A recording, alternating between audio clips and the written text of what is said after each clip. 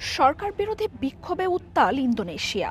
দেশ জুড়ে ছোট বড় শহর ও অঞ্চলে ছড়িয়ে পড়েছে বিক্ষোভ। দেশটির মাকাসার অঞ্চলে স্থানীয় পার্লামেন্ট ভবনে আগুন দিয়েছে আন্দোলনকারীরা। প্রাণ গেছে বেশ কয়েকজনের। বৈষম্যের বিরুদ্ধে শুরু হওয়া বিক্ষোভে বৃহস্পতিবার পুলিশের গাড়ি চাপায় ২১ বছর বয়সী এক ট্যাক্সি চালকের মৃত্যু হয়। এরপরই আন্দোলন ছড়িয়ে পড়ে দেশ জুড়ে।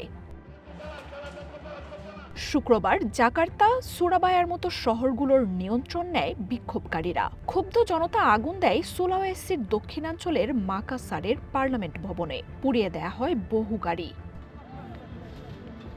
দেশটির প্রেসিডেন্টের জন্য এই বিক্ষোভ এখন বড় চ্যালেঞ্জ।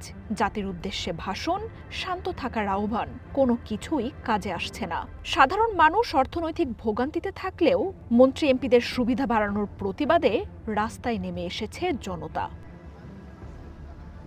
ইন্দোনেশিয়ায় পুলিশের বিরুদ্ধেও চলছে আন্দোলন। ট্যাক্সি চালকের মৃত্যুর বিচার দাবিতে জাকার্তায় পুলিশ হেডকোয়ার্টার ঘিরে অবস্থান নিয়েছেন আন্দোলনকারীরা। অফিস ভবনের ভেতর থেকেই টিয়ার গ্যাস ছুড়ে ছত্রভঙ্গ করার চেষ্টা করছে পুলিশ। তবে ককটেল, ইটপাটকেল ছুড়ে প্রতিরোধ চালিয়ে যাচ্ছেন বিক্ষুব্ধরা। নিহত ট্যাক্সি চালকের পরিবারের সাথে দেখা করতে ছুটে যাচ্ছেন সরকার ও আইনশৃঙ্খলা বাহিনীর শীর্ষ নেতারা। তবে তাতে ক্ষোভ কমছে না। মার্জিয়া উপমা, ওয়ান ইন্টারন্যাশনাল ডেস্ক।